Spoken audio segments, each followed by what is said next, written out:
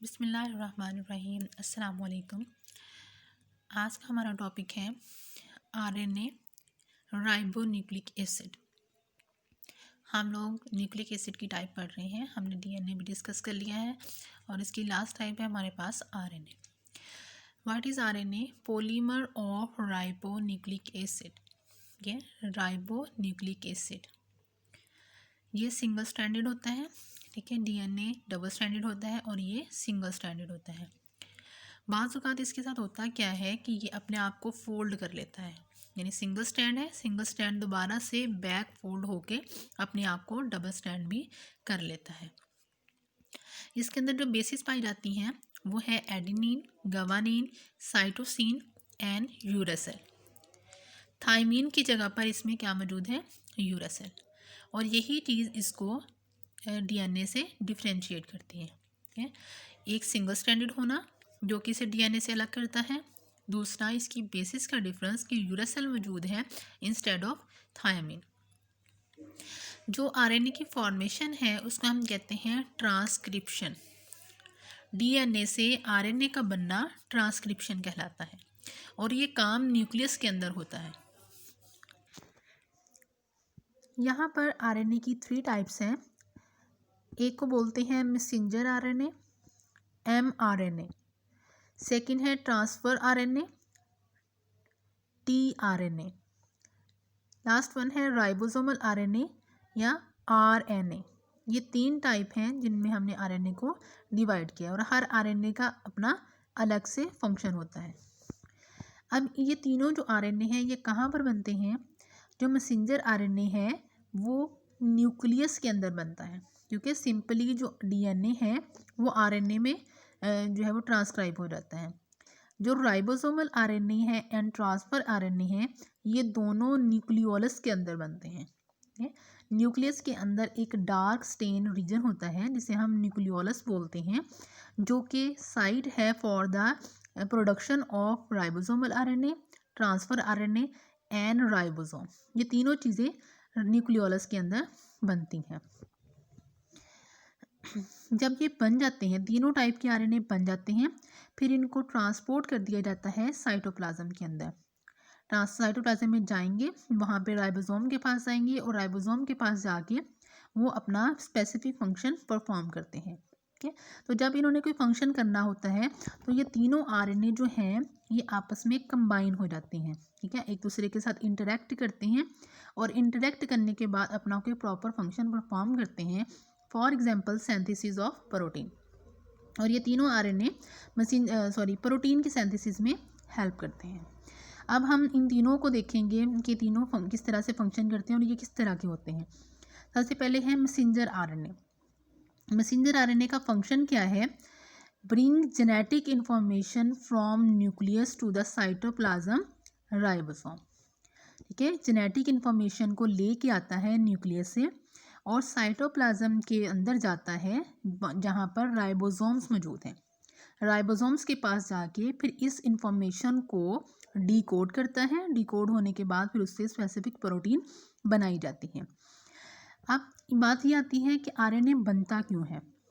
क्योंकि डीएनए जो है वो उसका साइज़ लार्ज होता है और साइज़ लार्ज होने की वजह से वो और उसके जो न्यूक्लियस की जो मेम्ब्रेन होती है उसके ऊपर जो पोर्स प्रेजेंट होते हैं वो छोटे होते हैं, तो डीएनए खुद वहाँ से बाहर नहीं आ सकता, इसलिए वो अपना मैसेंजर भेजता है और मैसेंजर के ज़रिए से प्रोटीन की तैयारी करवाता है।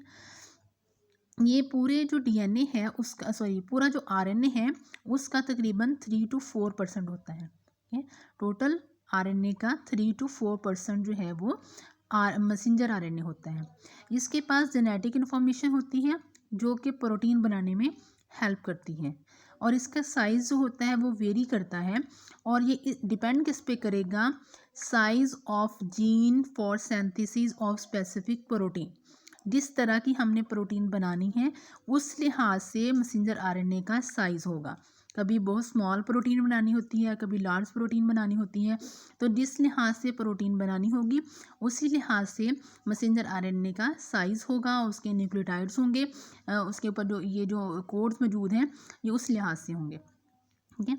तो जो 3 न्यूक्लियोटाइड मिलकर एक अमाइनो एसिड को कोड करते हैं। ठीक है, यानी 3 न्यूक्लियोटाइड मौजूद होंगे तो उससे एक अमाइनो एसिड आके यहाँ पर लगेगा। ये मैं आपको बताती हूँ ये किस तरह से होता है। पहले हम ये देख लें, जिस तरह से मैसेंजर आरएनए है, अगर यहाँ पर दूसरा भी हेलिक्स होगा और उसके अगेंस्ट यहाँ पर ए है तो यहाँ पर टी लग जाए, यू है तो ए लग जाए, तो वो क्या बन जाता है, फिर वो डीएनए बन जाता है। ठीक है, डबल स्टैंडर्ड हो जाएगा तो वो क्या बन जाएगा, डीएनए। लेकिन अब ये क्या है, सिंगल स्टैंडर्ड है जिसके ऊपर बेसिस लगी हुई हैं जो एक एक न्यूक्लियोटाइड को शो करती हैं। ठीक है, जिस तरह अगर ए लगा है तो ये क्या है, एडिनिन मोनोफास्फेट। ठीक है, एडिनोसिन मोनोफास्फेट है। ठीक है, इस तरह से एक न्यूक्लियोटाइड है, ये अगला न्यूक्लियोटाइड है, ये अगला न्यूक्लियोटाइड है। इस तरह से ये सारे मिलकर क्या बनाते हैं, एक मैसेंजर आरएनए का स्ट्रक्चर डेवलप करते हैं। अब हमने पीछे बात की कि 3 न्यूक्लियोटाइड एक अमाइनो एसिड को कोड करते हैं। ठीक है, अब यहाँ पर देखें, ये पहला न्यूक्लियोटाइड, दूसरा और ये तीसरा, ये तीनों न्यूक्लियोटाइड मिलकर एक कोडोन बनाते हैं। ठीक है, यानी कि ये कोड है किसी अमाइनो एसिड के लिए। ठीक है, तो यहाँ पर देखिए ये तीनों न्यूक्लियोटाइड हैं, तीनों न्यूक्लियोटाइड मौजूद हैं। इसके अगेंस्ट यहाँ पर ट्रांसफर आरएनए इसको आके समझता है कि इस पर कौन सा अमाइनो एसिड लगेगा। ठीक है, इसके पास कोडोन मौजूद है 3 न्यूक्लियोटाइड का बना हुआ, उसके अगेंस्ट ट्रांसफर आरएनए के पास क्या है, एंटी कोडोन मौजूद है, तो इसके बिल्कुल ऑपोजिट होगा। ठीक है, यूरासेल है तो यहाँ पर कौन अटैच होगा, adenine, uracil adenine, uracil adenine, codon anti codon. Codon किसके पास है, मैसेंजर आरएनए के पास, एंटी कोडोन किसके पास मौजूद है, ट्रांसफर आरएनए के पास। तो जैसे ये दोनों कंबाइन होंगे तो उस इनको ट्रांसफर आरएनए इस चीज़ को पहचान लेगा कि यहाँ पर कौन सा अमाइनो एसिड आके लगना चाहिए। तो जो यू कोडोन है ये कोड करता है for the phenylalanine amino acid. तो इसको रिकॉग्नाइज करने के बाद ट्रांसफर आरएनए किसको लेकर आएगा, फिनाइल एलानिन अमाइनो एसिड को लेके आएगा और इसको यहाँ पे लाके अटैच कर देगा। ठीक है, तो 3 न्यूक्लियोटाइड एक अमाइनो एसिड को कोड करते हैं। इस तरह से फिर अगला होगा, जैसे AUG होता है जो कि कोड होता है फॉर द अमाइनो एसिड मैथ्योनिन जो कि स्टार्ट कोडोन है। ठीक है, तो 3 न्यूक्लियोटाइड एक अमाइनो एसिड के लिए कोड करते हैं। ठीक है, ये देखिए UU code for the phenylalanine amino acid. ठीक है, नेक्स्ट आता है हमारे पास ट्रांसफर आरएनए। ट्रांसफर आरएनए का क्या है, यहाँ पर ये देखें, ये सेम फंक्शन यहाँ पर क्या है कि मैसेंजर आरएनए के ऊपर जो कोड्स मौजूद हैं उनको रीड करता है, उनको डी कोड करता है, उनको समझता है और उसके मुताबिक लाकर यहाँ पर कोई ना कोई अमाइनो एसिड अटैच करता है जिससे कोई स्पेसिफिक प्रोटीन बनेगी। ठीक है, यानी कि पढ़ने का काम किसने करना है, ट्रांसफर आरएनए। जो हमारे पास ट्रांसक्रिप्ट आया है, जो हमारे पास कोड्स आए हैं, उसको समझने का काम सिर्फ और सिर्फ ट्रांसफर आरएनए ही कर सकता है। वो समझता है, जैसे अगर किसी को इंग्लिश बोलनी आती है तो इंग्लिश बोलने वाला उसी से बात करेगा। ठीक है, तो अब सेम जो है यही बात है कि जो कोड आया है उसको कौन समझ सकता है, ट्रांसफर आरएनए ही समझ सकता है। तो ट्रांसफर आरएनए इसको समझेगा और अमाइनो एसिड उसके मुताबिक ला के उसके ऊपर लगा देगा। ठीक है, read messenger RNA code and transfer specific amino acid to the ribosome. ये सारा काम राइबोसोम के अंदर हो रहा होता है। अब जो इसकी शेप है वो कैसी होती है, क्लोवर लीफ लाइक। ठीक है, क्लोवर लीफ जो होते हैं उसकी 3 या 4 पत्तियां होती हैं, 3 पत्तियां होंगी या 4 पत्तियां होंगी। तो इस पत्तियों वाला होता है सेम टू सेम इसी के, ये देखिए लूप 1 बन रहा है, लूप 2 बन रहा है, ये लूप 3 बन रहा है। इस तरह इसकी लूपिंग होती है। ठीक है, ये लूप्स बन जाते हैं इसके। बाज़ औक़ात जो बेसिस होती हैं वो आपस में ही यूनाइट हो जाती हैं, आपस में ही मिल जाती हैं। ठीक है, तो इनके दरमियान में हाइड्रोजन बॉन्डिंग हो जाती है, तो यहाँ पर ये बाहर की तरफ लूप्स बन जाते हैं। ठीक है, जो सबसे नीचे वाला लूप 2 है इसके पास होते हैं एंटीकोडोन्स। ये जो नीचे वाला है ये मैसेंजर आरएनए के साथ जाके अटैच होता है, जैसे कि यहाँ पर अटैच हुआ है।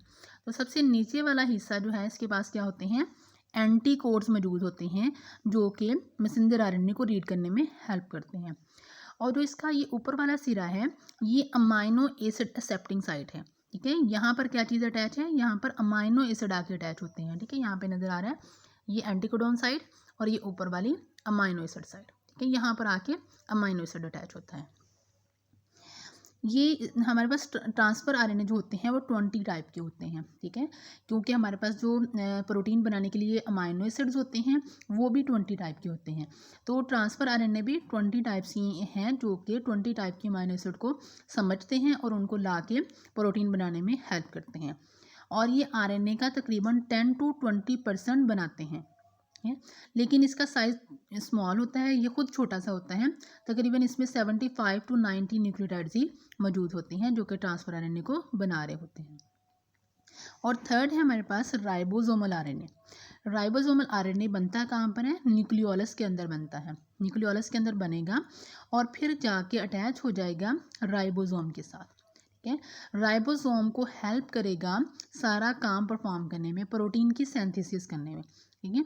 यानी ये राइबोसोम के साथ अटैच है और फिर जगह बनाएगा जहाँ पर ट्रांसलेशन का फंक्शन होना है, यहाँ पर प्रोटीन सिंथेसिस होनी है, वहाँ पर ये जगह बना के देगा अटैचमेंट के लिए मैसेंजर आरएनए को और ट्रांसफ़र आरएनए को, कि वो वहाँ पर आएँ और आके प्रोटीन की सिंथेसिस करें, ठीक है।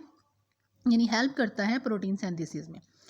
80% ऑफ टोटल आरएनए का टोटल 80% बनाता है और इसके अंदर तकरीबन 50% राइबोसोम भी पाया जाता है। उसके बाद हमारे पास आती हैं डिफरेंस बिटवीन, हम थोड़ा सा डिफरेंस देखेंगे कि डीएनए और आरएनए में डिफरेंस क्या है, ठीक है। जो डीएनए होता है वो डबल स्ट्रैंडेड होता है, जो आरएनए है वो सिंगल स्ट्रैंडेड होता है। जो डीएनए है उसके अंदर पाई जाने वाली जो शुगर होती है वो डीऑक्सीराइबोज होती है, लेकिन जो आरएनए है उसके पास होती है राइबोज शुगर, ठीक है। जो डीएनए है उसके पास बेसिस होती हैं adenine, guanine, thymine and cytosine. जो आरएनए है उसके पास बेसिस होती हैं adenine, guanine, cytosine and uracil. DNA जो है ये हेरिडिटरी मटेरियल है, यानी विरासत को कंट्रोल करता है, खसूसियात को कंट्रोल करता है। लेकिन जो आरएनए है वो विरासत को कंट्रोल नहीं करता बल्कि हेल्प करता है प्रोटीन की सिंथेसिस में, ठीक है। तो यहाँ पर हमने तीनों टाइप की मैसेंजर आरएनए पढ़े हैं, messenger RNA, transfer RNA and ribosomal RNA. Messenger RNA code करता है, डीएनए से कोड लेता है और लेके जाके राइबोसोम को देता है ताकि वो प्रोटीन को बना सके। ट्रांसफ़र आरएनए उस कोड को समझता है, समझ के फिर उससे मुताबिक अमाइनो एसिड ला के अटैच करता है प्रोटीन की सिंथेसिस में। और जो राइबोसोमल आरएनए है वो जगह बनाता है for the attachment of messenger RNA and for the attachment of transfer RNA, ठीक है। तो तीनों जो आरएनए की टाइप हैं ये उस टाइम में आपस में इंटरेक्ट करते हैं जब प्रोटीन की सिंथेसिस होती है। वैसे ये सारे हिस्से सेपरेटली पाए जाते हैं। जब हम ट्रांसक्रिप्शन और ट्रांसलेशन का फंक्शन पढ़ेंगे, उसका प्रोसेस पढ़ेंगे, तो उसमें हम अच्छे से डिटेल में स्टडी करेंगे कि ये किस तरह से कंबाइन होते हैं और कैसे मिलके प्रोटीन की सिंथेसिस करते हैं। तो आज का हमारा टॉपिक यहीं पे ख़त्म होता है। अल्लाह हाफिज़।